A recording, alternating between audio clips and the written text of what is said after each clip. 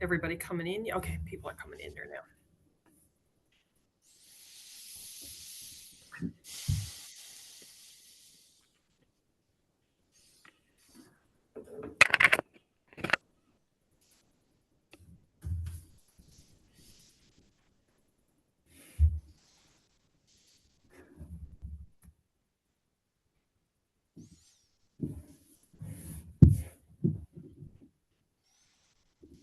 They're well coming in.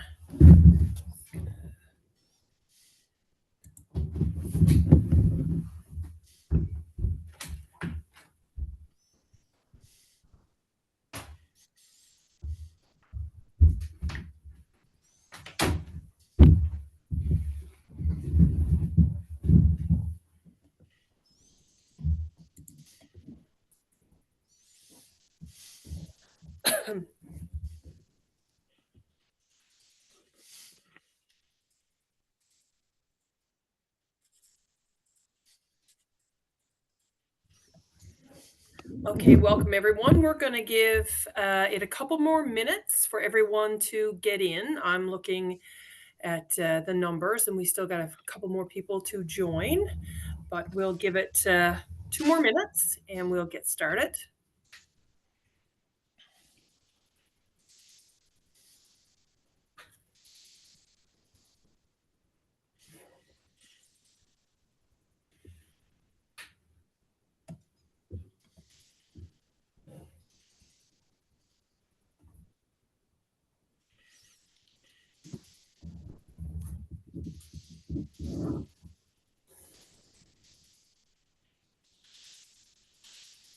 Okay, we looks like we probably got everybody on that's going to be joining today. We might have a few people joining a little late, but that's okay. I'm Betsy Sanders. I am the Regional Growth Business Advisor with NLO for the Eastern and Central region, and I'll be facilitating the session today. So welcome everyone. And to today's session, support comes in all forms. We're really excited to have such a dynamic group here today to explore the resources and expertise available to you, the entrepreneur, to succeed on the international stage. So before we get started, and I got a captured audience here, I want to talk about a few of the NLO programs that we're going to be offering over the next month or so. We got our holiday events, and today we're kicking off the one in St. John's at the Gypsy Tea Room today. The next one is going to be in Corner Brook. That's our Western event at the Glen Mill Inn, and there's only 1 week left to purchase tickets for that one. The one coming up after that is in Gander on November the 28th at the Union East and Drinks at the Gander International Airport, and tickets are going very fast for that. So if you plan to attend, I suggest you secure your ticket ASAP. And our final event will be held in Clarenville on December the 5th at the Beaumont. And if you haven't been at the Beaumont before, it is worth the price of the ticket just to go to that venue. Okay, and the next thing I want to make a note of is we're going to be announcing today that we're going to be offering our Gateway to Trade program early in the new year. So keep an eye out for that on our weekly email update, or reach out to your regional business advisor who can kind of keep an eye out for that and send you a reminder when that's going to be open for registration. Finally, we're pleased to let you know that our social media boot camp opened this morning for registration. We have 2 cohorts, one in the morning and one in the evening. That's going to be beginning on January the 21st. That is going to be led by Amplified Social, and I will guarantee you that will not be around very long. So if you plan or if you're interested in that program, try to register sooner than later. So on to what we're here for today. We're joined here by 3 incredible leaders in the space, Gillian Chatman, Lisa Gushue, and Patrick Ferran. And I'm going to start with Gillian. Gillian is the manager of internationalization with the provincial government. Did I say that right, It's Gillian? a mouthful, I know. I didn't make up the name. Okay, and she brings with her insights on the critical steps for businesses aiming to expand. Lisa is the account manager, much easier title, thank you very much, for international business development and entrepreneurship with the Atlantic Canada Opportunities Agency, or as we all know, ACOA. Lisa is going to share her experience in supporting the international ambitions of businesses around the region. And finally, Patrick Ferran. Patrick is the Economic Development Officer in the Accelerated Growth Division with Industry, Energy, and Technology. And Patrick is going to focus on programs designed to propel businesses forward in terms of export readiness. So together, the panel here are going to share their resources today. If you have any questions, you can pop them in the chat, and we're going to have someone monitoring that. And I'm going to hand it over. And these wonderful resources are going to show you how to open doors worldwide. So over to you, Gillian. Okay. All right. So I'm going to try and share my screen here now. Give us a couple of seconds, everybody. We practiced this a few minutes ago, but you know how these things go. Okay, 1 second.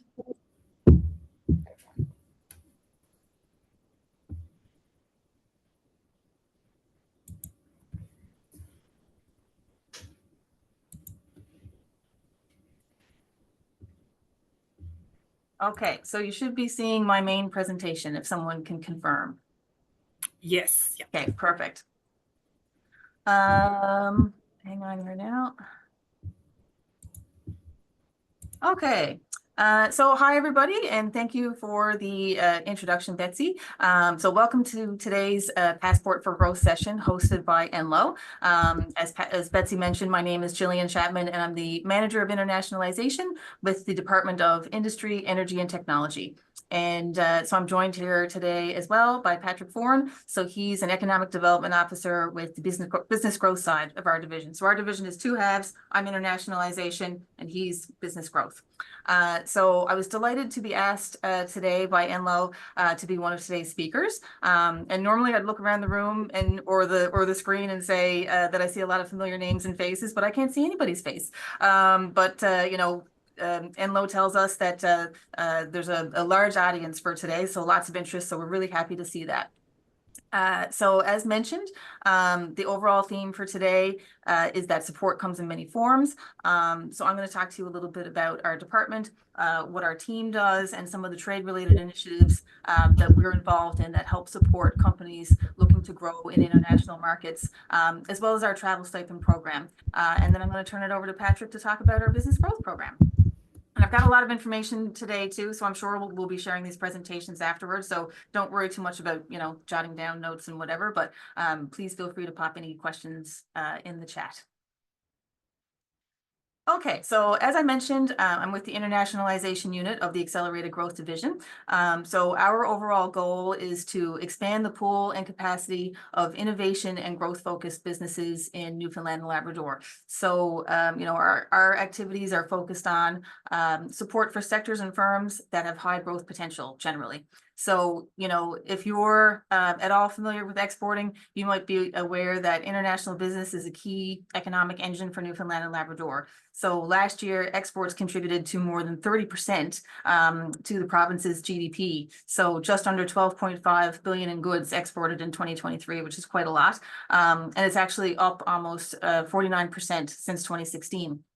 And Newfoundland and Labrador is actually among the top exporters in the country in goods sold to the European Union. So in 2023, 35% of our exports were destined for the European Union, and we're only behind Quebec and Ontario for that. So internationalization and innovation are both key parts of a firm's competitive strategy. So while internationalization involves developing new markets for existing products and services, it can also involve adapting products and services for new markets, moving activities in the value chain to more competitive regions, exploiting economies of scale, enhancing the cultural diversity of teams, sourcing talent internationally, and making strategic investments abroad. So I've introduced myself. I wanted to introduce my team as well. So I have 3 officers right now. I do have a vacancy that we're hoping to fill soon, and maybe we might even get more beyond that. So my 3 officers right now are provincial trade commissioners, and it's Kevin Pomeroy, Wayne Robathan, and Laurel Vitch. So some of the activities that we do, so like I mentioned, I'm the manager. So in addition to running the team, there's a number of different files that I'm involved in. So one of them is I sit on a management committee for a Pan-Atlantic fund that funds projects related to trade and investments, such as going to trade shows, participating in trade missions, and participating in longer sort of mentorship-based initiatives like Launch Export. Some of you might be familiar with Launch Export, but I'll get into that a little bit more later. I'm also involved in U.S. market development work. So, this includes alliances like the SUCP Alliance. Recently, we had a trade mission to Boston focused on technology. So ocean tech, health tech, clean tech, and energy. And this was kind of around the opening of the Boston office that you might have heard about in the news. So I'm also responsible for the ICT file for internationalization. And of course, I work with Enlo really closely, in helping women-owned businesses. So Kevin is responsible for Launch Export. And again, I'll get into that a little bit later because I think it might be applicable for a lot of you. He also is responsible for aerospace and defense and film and television as well. And then Wayne Robathan is responsible for ocean technology, which we sometimes call the blue economy. He also does clean tech and energy innovation, and he is also responsible for leading trade missions to Guyana, which is mostly around oil and gas supply and service. And then finally, Laurel Vitch is responsible for food and beverage, the market entry development program, and any of the Team Canada missions that you might see being shared. She is the Newfoundland rep for those as well. So they are missions, they are national-wide missions to different countries and regions in the Indo-Pacific. So I won't go through this in detail, but I touched on some of this stuff in the previous slide. So our team works in a variety of markets and sectors. A lot of the work that we do is around market development activities. So that could include things like matchmaking and networking, participation in trade alliances and MOUs, like SUCP, leading trade missions and trade shows, and sometimes we have inbound delegations as well. And we also do a lot of virtual activities like this one.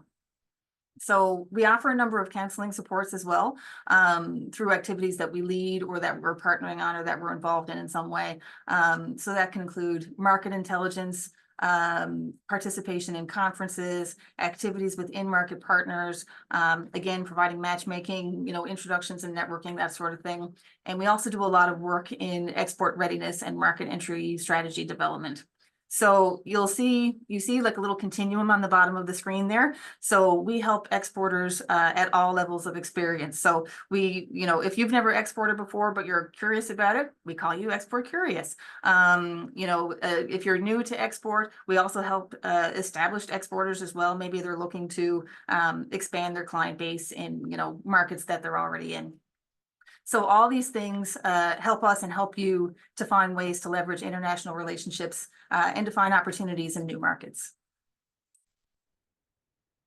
So I'll go through this quickly as well, because that's not really the point of today, but why do companies exports? They can export for a variety of reasons. Maybe they're looking to increase sales and profits. Maybe they're looking to, increase their competitiveness. Maybe the other market has lower costs compared to, what's available or what's local. Maybe they're looking to the diversification of markets and clients. So there's a number of things. One of the things that we're seeing more and more lately is that companies are being born global, what we would call born global. So these are typically, technology companies that are ready to compete globally right from the get-go, and they're successful at leveraging a combination of talent, technology, and networks to internationalize their business, basically within the first few years of development. And if you're wondering whether or not you're ready for exporting, you might want to consider a few questions. So, sorry, my screen just swapped here on me. Does your company have a desirable product or service? Do you have the human resources available? Do you have like the finances available? Can you easily adapt your marketing materials? Does there need to be a language translation? Maybe you might be in a food and beverage sector or something like that, where, there are regulations that you need to consider with your labeling. So there's a bunch of questions to ask before you move into exporting. But if you are ready to move into exporting, and, Betsy mentioned at first the Gateway to Trade program, another program for consideration, and maybe it's after you've done the Gateway to Trade program, is Launch Export.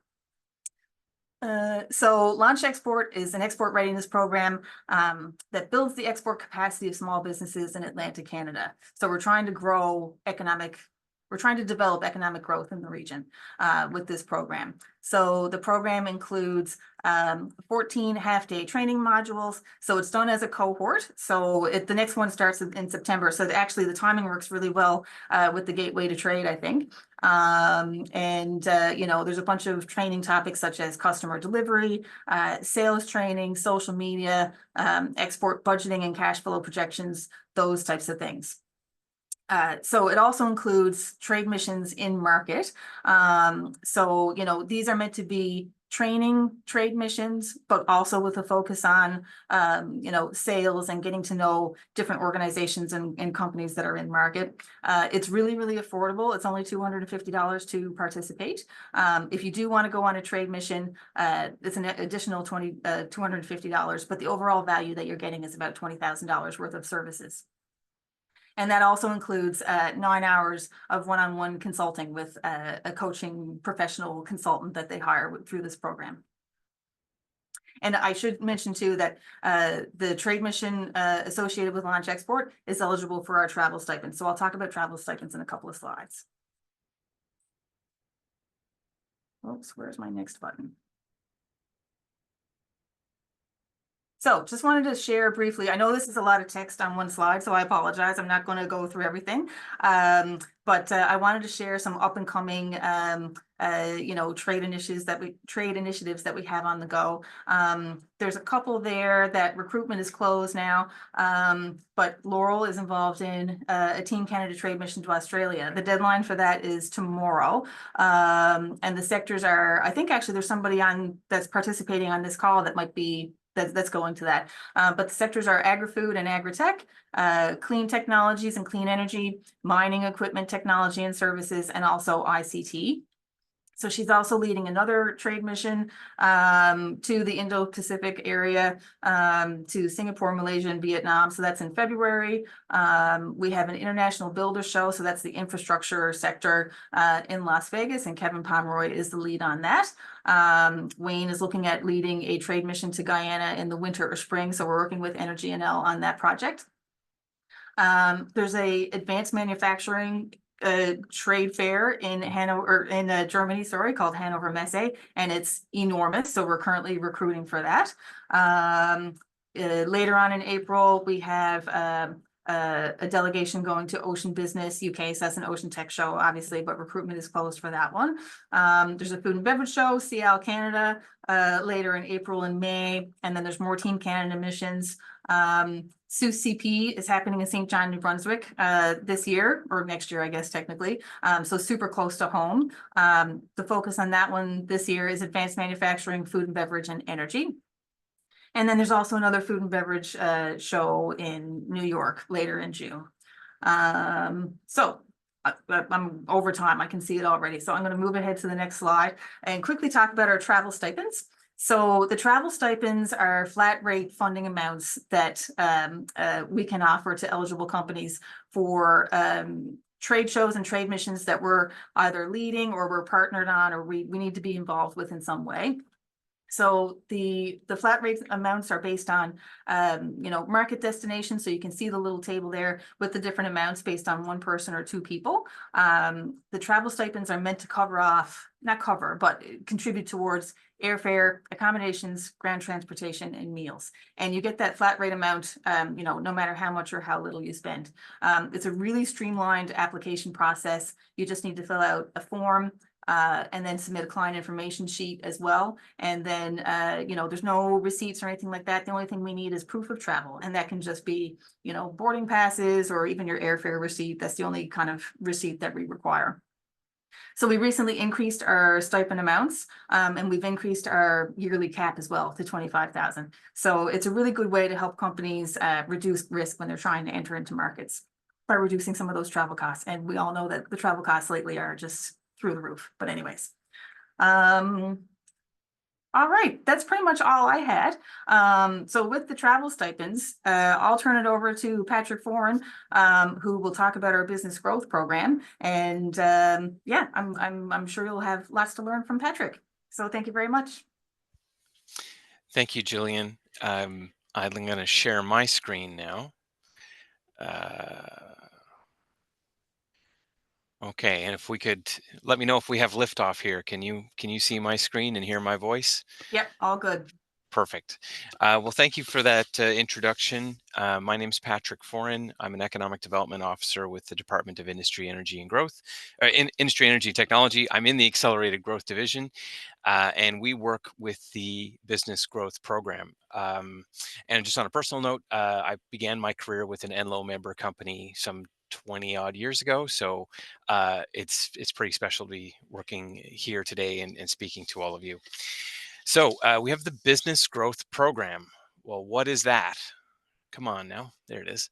The Business Growth Program provides non-repayable contributions for projects or initiatives to assist businesses to start, scale, innovate, and improve sales locally, nationally, or internationally.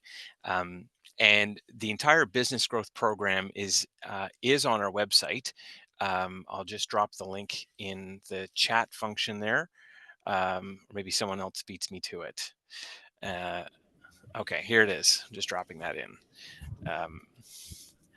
And so everything I'm referring to in this presentation is now available on our website. And you'll hear me say about 20 times during this presentation, if you're considering an application, please approach us. Please talk to an IET officer. I'm here based in St. John's, and we have IET offices across the province. So depending on where you're based, I would encourage you to connect with a local IET officer before just downloading the proposal document and starting an application.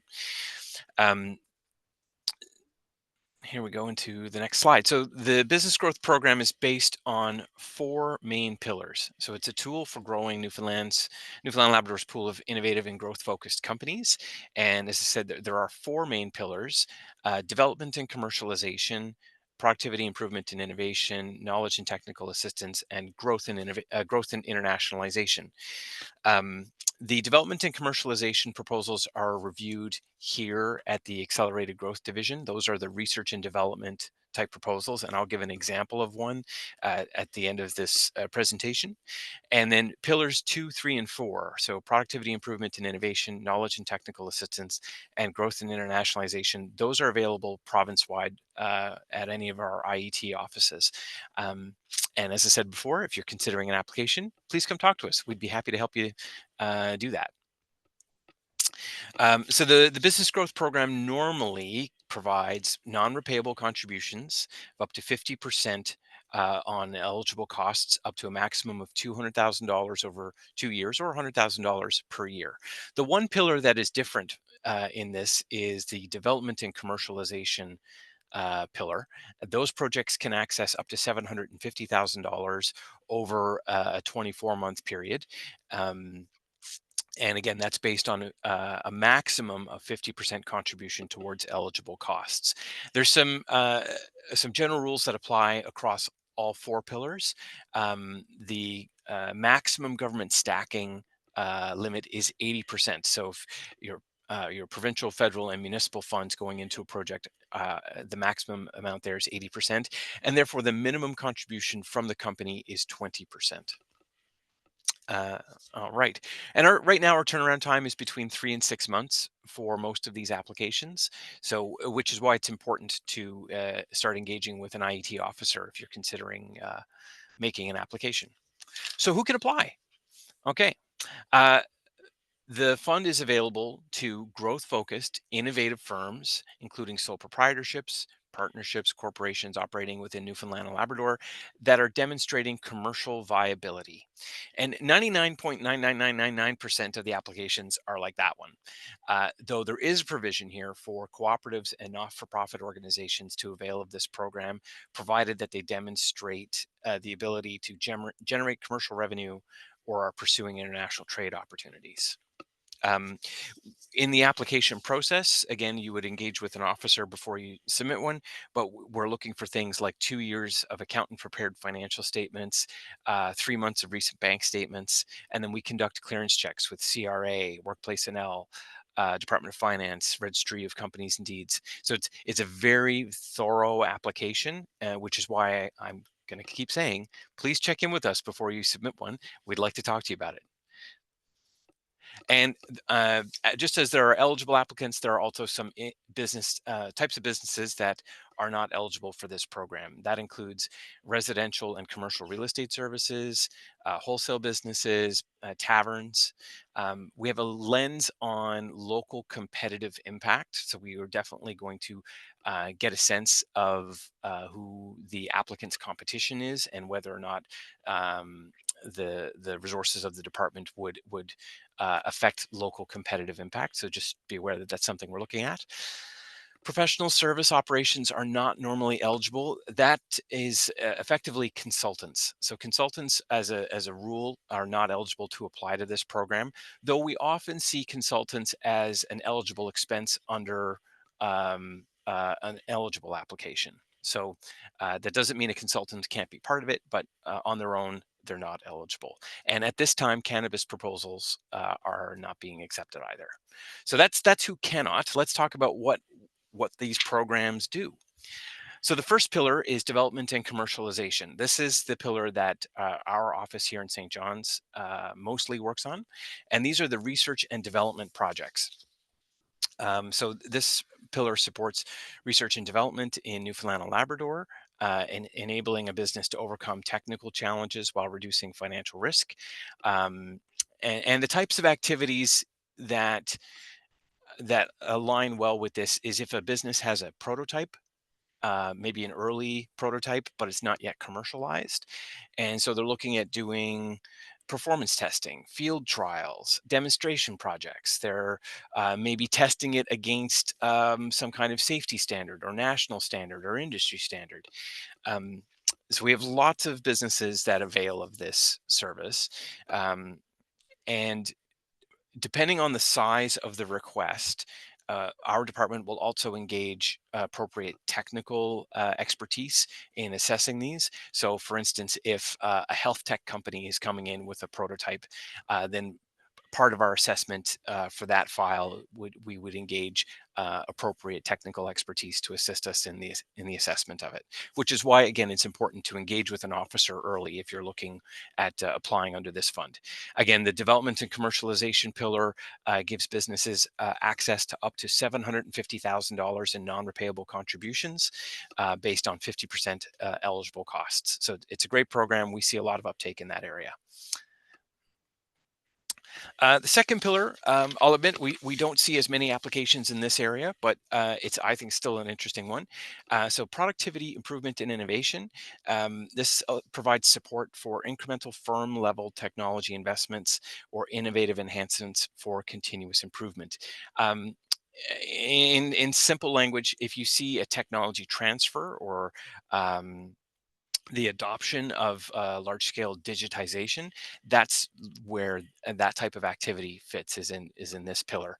Again, here we're under the maximum amount is $100,000 in non-repayable contributions based on 50% towards eligible costs. So slightly different from the first pillar. Pillar 3, knowledge and technical assistance. This supports training for fundamental business skills and access to expertise. So this is technical training for staff in a business that's trying to commercialize either technology or innovative service.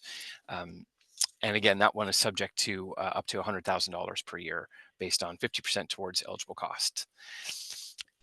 Pillar 4, growth and internationalization. We see a lot of activity in this space. This is the international marketing portfolio of the business growth program. So this pillar supports increased market development and expansion, international trade activity. I spent all morning, as Gillian knows, working on a file that's in this area. So an example of a successful application in this area is a business is marketing a novel technology. They're exporting from Newfoundland. They want to attend half a dozen trade shows and possibly do some business to business visits in foreign markets. And we will use the travel stipend program that Gillian referenced earlier to assist with travel in that project, as well as provide up to $100,000 against eligible costs towards conference registrations, freight, marketing services, and so on. If that's of interest to you, please get in touch. We'd love to talk to you about it. I'm going to skip over this stuff because Gillian already covered it, and I'm going to get right to the good thing, which is an example of a Newfoundland business that was supported under the development and commercialization pillar.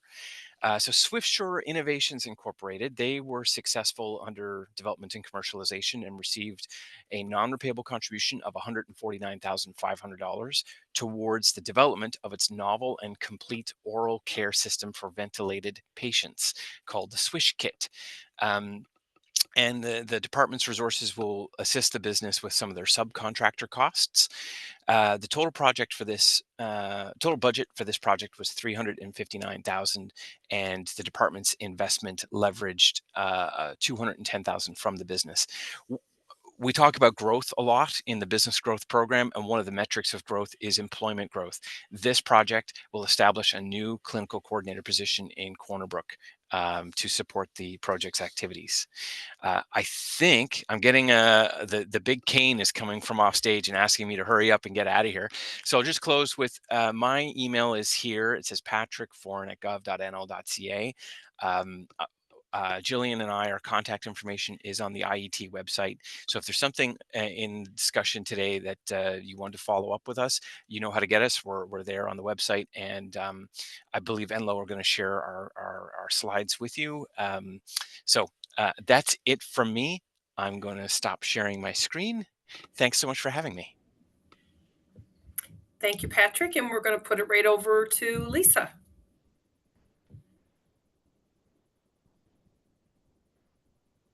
And I was that stick, I do believe. Mhm. Hold Okay. on. Let me see here.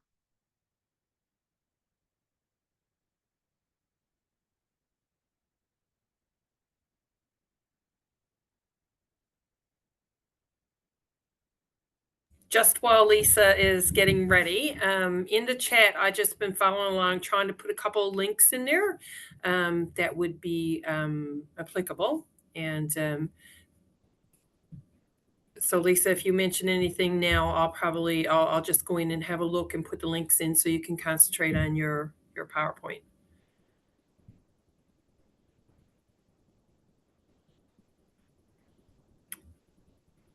And while Lisa's getting set up, just a reminder that in-laws holiday events are coming up, and we're going to be getting ready. We're going to be closing registration for the Western one in 1 week. Are you ready there, Lisa, now? Just give me a second. I'm still trying to figure out. Hold on. Okay, so can you see my screen there now? We're good to go. All right, perfect. Hi, everyone. It's too bad I can't see the participants. Anyway, we'll probably get to see them after for questions and discussion. So I'm an account manager with ACOA. I work as a international trade officer, and I've been with ACOA now since 2007. I've worked in various roles with ACOA in terms of commercial finance and stuff like that. So I'll just take you through, I'm going to go through like what ACOA does and some of our commercial programming that can help you. So ACOA is a federal department, and we have 30 offices throughout Atlantic Canada. The head office is located in Moncton. We also have 4 regional offices throughout the Atlantic regions. Our office here in St. John's, but we also have field offices throughout the province. So these are some of our offices. We have our regional office, like I said, in St. John's. We have our field office, Marystown, Clarenville, Gander, Grand Falls, Corner Brook, Happy Valley, Goose Bay. We have currently approximately 81 full-time employees, including 8 field officers. So if you're looking at expanding or growing your business, or if you're looking for support, I would recommend that you reach out to the field staff. If you need their contact information or whatever the case may be, you can contact me and I can provide you with their contact information. In terms of our areas of focus, so we focus on enterprise development, community development, policy. Our priorities are SME growth, productivity, innovation, competitiveness, skills development, communities, and greening. So we help businesses get started, modernize, and grow. We have an annual budget of approximately 60 million, with 25 million for enterprise development. So that's commercialization. We work with communities to help communities grow, to improve community infrastructure, and industry associations such as NLO and beyond.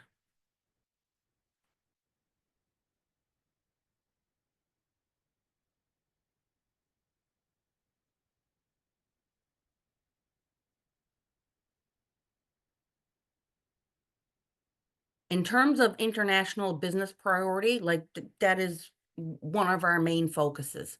So we can help you prepare for exporting, connect you to world markets, support you with market planning, entry supports, lead and support international trade shows, market visits, trade missions, virtual sessions. We also have the Atlantic Trade and Investment Growth Strategy, and that's Pan-Atlantic, and it's a 5-year agreement, and it's between, the federal and provincial provinces, and that's 20 million over 5 years. We work with a number of partners, including the provincial government, other federal departments, Global Affairs, Export Development Canada, Trade Commissioner Service, Canada Border Service Agency.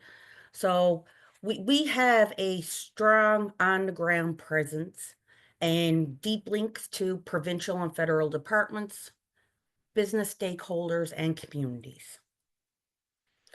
We're well equipped to help you succeed in global markets and assist you in attracting foreign investments or to expand and grow. We have people in our office and in our regions that are there to help you. So don't hesitate. If you're trying to grow your business or start a business or expand, don't hesitate to reach out. We have supports in place. We have account officers and field officers that are here to help you succeed and grow. So in terms of our programs and services, I'm just going to touch on one of the main commercial programs that we have. So it's the Regional Economic Growth Through Innovation Program. We refer to it as REGI. In terms of REGI, there's 2 different streams. We have the business scale up and productivity stream, and we also have the regional innovation economic stream. For this presentation, I'm going to be focusing on the business scale up and productivity. So that's the commercial.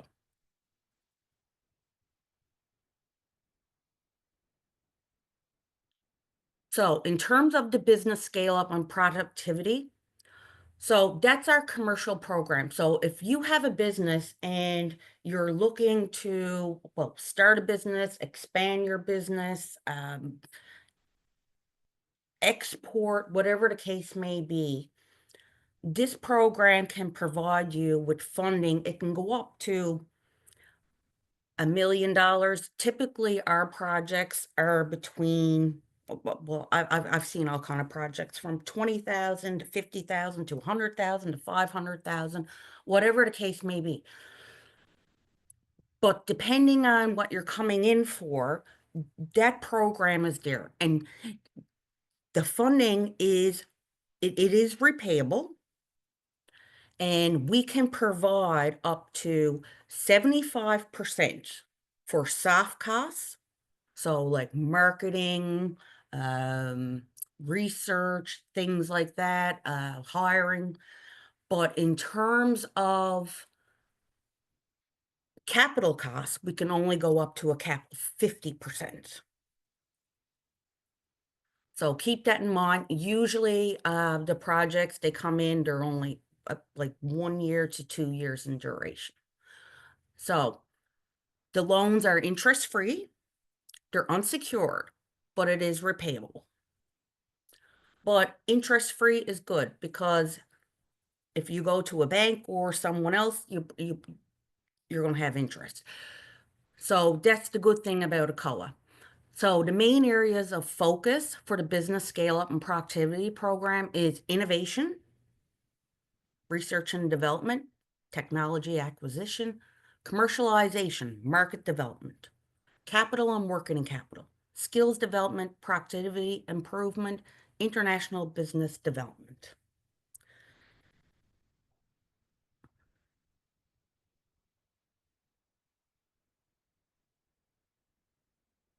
And that's just what I mentioned before. So 50% for working capital, capital costs, 75% for softer costs like marketing skills, research and development. In terms of eligible sectors, so these are our sectors. It's a lot of sectors, I know. So you can read down through this. I won't go through it all. In terms of what are not eligible would be retail, wholesale, real estate, government services, services of a personal or social nature. They would not be considered eligible. We have 7 commercial account managers. I don't deal with commercial. I'm non-commercial. I deal with non-commercial clients, but I did work in commercial. But we have 7 commercial account managers, and they have specific sectors. So if you're in one of these sectors and you're trying to grow and expand your business, you can reach out to me, and I can provide you with the contacts for those appropriate account managers. And they will help you. They're experienced, they're great.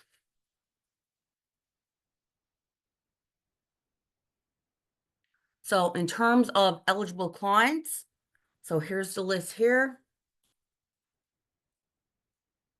Sole proprietorships, social enterprises, incorporated companies, corporations, cooperatives, indigenous-owned business, and all other types of enterprises.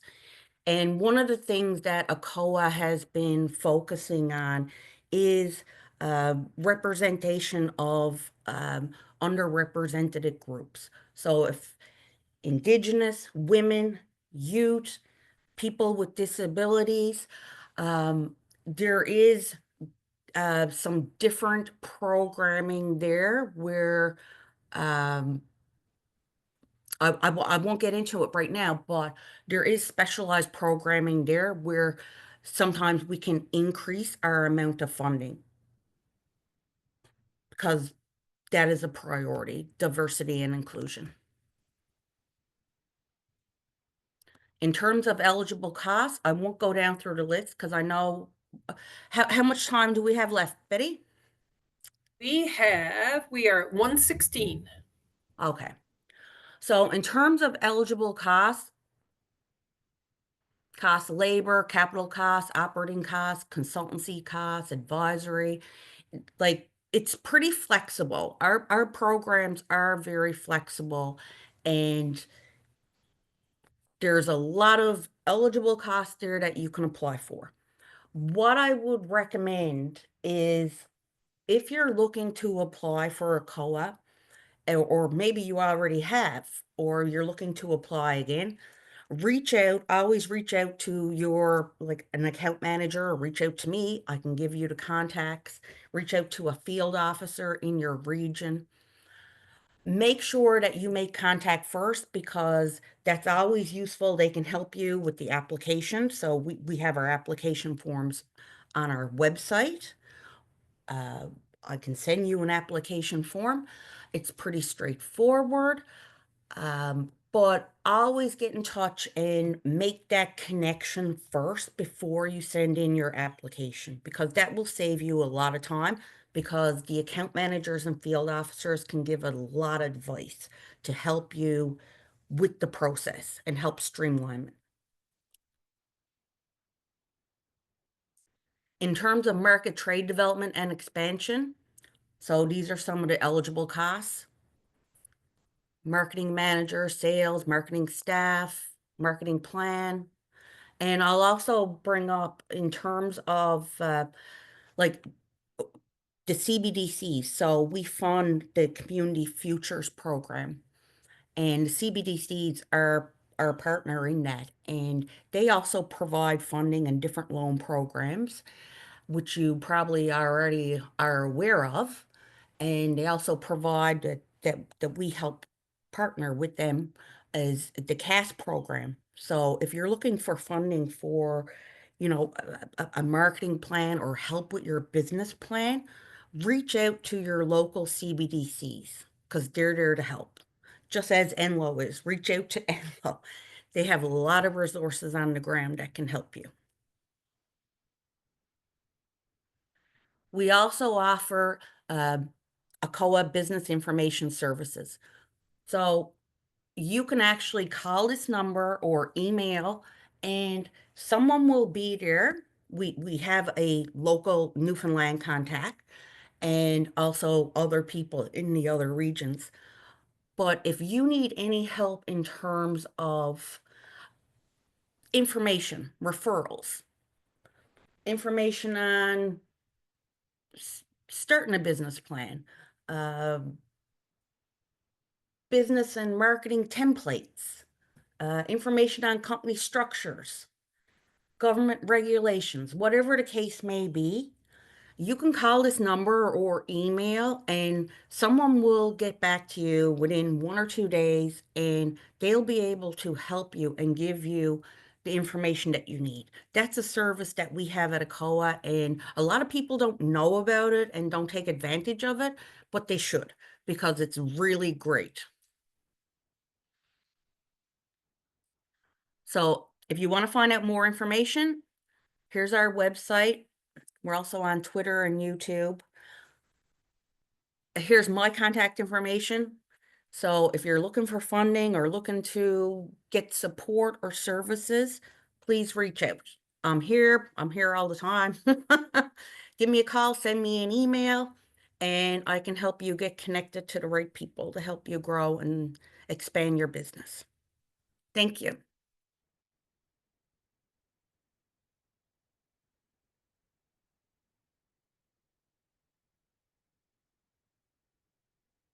Sorry about that. I was trying to put the link in there for the business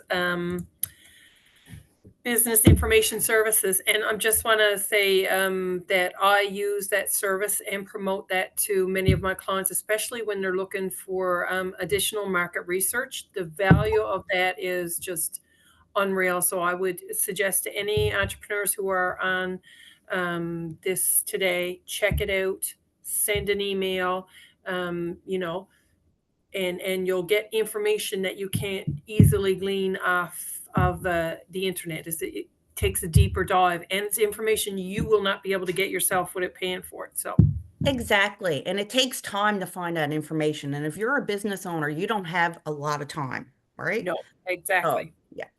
Excellent. Thank you. So we're going to open it up now for some questions.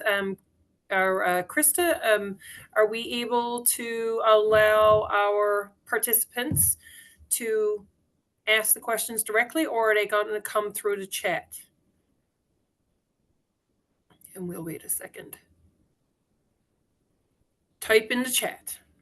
So, and please, there is no question that that we don't want to put it in. You put in any question that you like.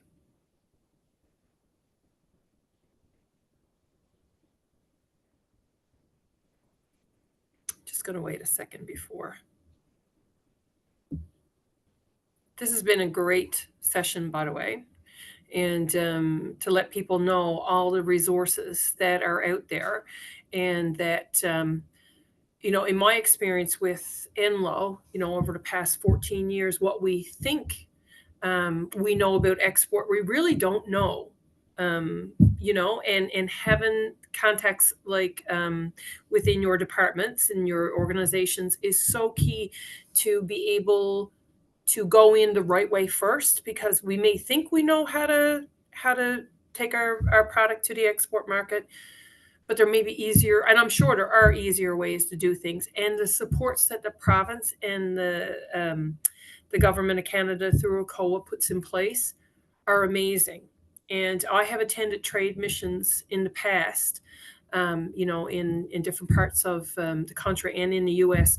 And one of the things that's always been noted is the support that our government, the provincial government, gives to business owners is unheard of in other provinces. So yeah, and also I'm just going to speak because we don't have a question in the chat yet. No, so just Betsy, I'm just going to jump in there now. Apparently, I am getting questions, but it's not coming up. The chat must be disabled. So I just copied one in there. So I'm just going to copy some of the questions in there if you want. They're not from me. They are from other people. So if you want to just read out what I'm copying in here, that'd be great. Okay, go for it. I'm looking at the chat. Are you seeing it? Not yet. Okay. Okay. Dismiss. I got it says the chat is disabled. Okay, so I just got one here. Okay, one of the questions is there a common site that you would suggest that professional services such as consultants may access to see possibilities for partnerships?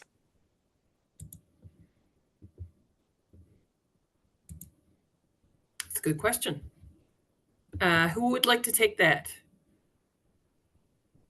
Or if there's I'm not aware of a site, but I know at ACOA in the past, we did have a consultancy list. So if that person that asked a question, she can contact me and send her information, or whoever the case may be, send the information. And yeah. Perfect. All right. The next one here is from Naomi, and she says, I have an opportunity to put a bid in on a 5-year contract. I have no idea how to do this. Is there a way to help understand the bid contract and funding if need be to get started? Again, another excellent question, and just wondering who would like to take that one. And that's a challenge that we see throughout Enlo and our members. Okay, Gillian, would you like to take that one? I was just going to ask to repeat the question again so I can think about it some more. Yep. So what Naomi is saying is that she has an opportunity to put a bid in for a 5-year contract. But what she's asking for is there any assistance that she could reach out to how to ensure that she's doing it correctly and to help understand the bid contract that she's bidding on and funding if need be to help her get started to put in a bid. So I guess is there any departments within the provincial government or ACOA that you can reach out to help them understand like RFPs or EOIs or bid opportunities for them to ensure that they're putting their best foot forward in order to get the opportunity? So Jillian, I'll just step in. I'm sorry, but yeah. So the person that asked this question again, like they can contact me. Yep. I can connect them to a commercial account manager. If they're looking at like bidding and stuff like that, we can provide advice and help with that. And we can also help provide funding towards that contract, what they're bidding on. We don't know right now, we don't know the success, if it's going to be successful or not, Right. but we can help. So, Okay, yeah. wonderful.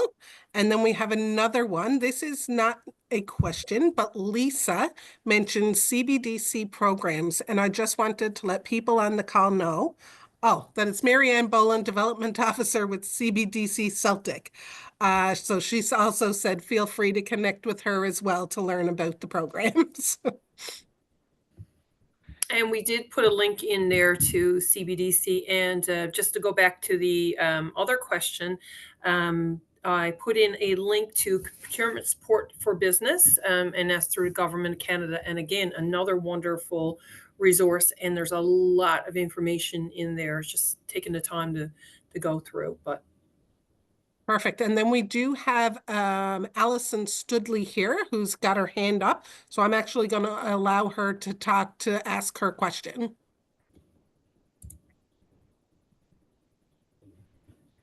Hi, folks. Actually, the reason I had my hand up was because I wanted to let you know that the chat was disabled. Oh. Because you had asked for questions in the chat. And of course, the minute I went in there, I saw it was disabled. As long as I have the floor, I would like to I'm wondering specifically, is there anything with each of your programs, each of your departments, that are specifically tuned to starting a new business?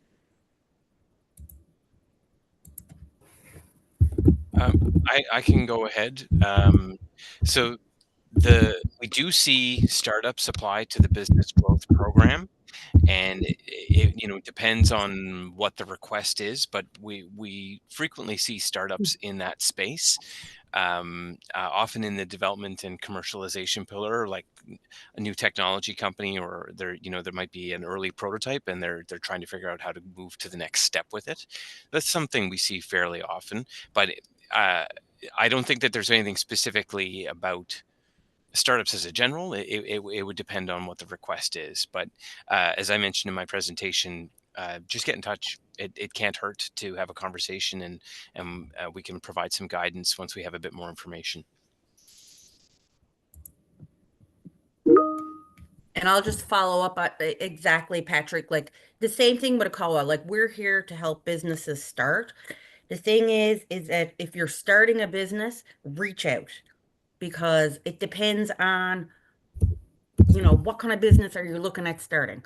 Like ACOA right now, our priorities are innovation, oceans, greening, tech, IT, med tech, stuff like that. So, but the thing is, if you have a good business idea, don't hesitate to reach out, okay? Because that's what we're here for.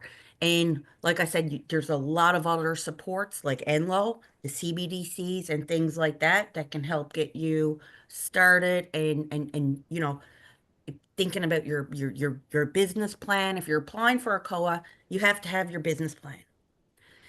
You have to have a plan in place. You have to demonstrate that you're able to grow, succeed. Like, what are your performance indicators, job creation, things like that. That's the kind of stuff that we look for when you submit your proposal. So okay, so it is 1:30, and I like to keep us all on track. And we'll take one final quick question, if there's anything there, Krista. And if there's not, Yeah, I think I have Joanne Baird. Her hand is up, so I'm going to give her the floor to talk there as well. Okay, Joanne. Hi, I just wanted to say, you had mentioned if you want to start a business to go to ACOA, but keep in mind anyone who's looking for self-employment benefits can't go to you guys first. They have to come to IPGS first. So I just wanted to say that, because otherwise, once your business is started, you can't get SEA benefits. Okay. Thank you, Joanne. And that is a very important point. And thank you for sharing that. And there's many resources that you can go to prior to approaching, the province and or, ACOA that can help you with the foundation pieces before you, because sometimes, especially when you're in the startup phases, things that when you go to market or you go and you approach someone, you want to make sure that you have all your ducks in a row. So that'll be the final question. And I'd like to thank Gillian and Patrick and Lisa for sharing the information. I think this was an excellent webinar and really got some great information in the hands of our entrepreneurs. And yeah, so Krista, I think we can wrap it up. We're good to go. Thank you everyone for joining. And again, like everyone said, that don't hesitate to reach out, whether to Enlo, whether to Gillian and Patrick, or whether it's to Lisa or CBDCs. We're all here to help. But thank you so much for joining today and enjoy the rest of your week. Thank you, everyone. Thank you. Okay. Bye-bye. Bye.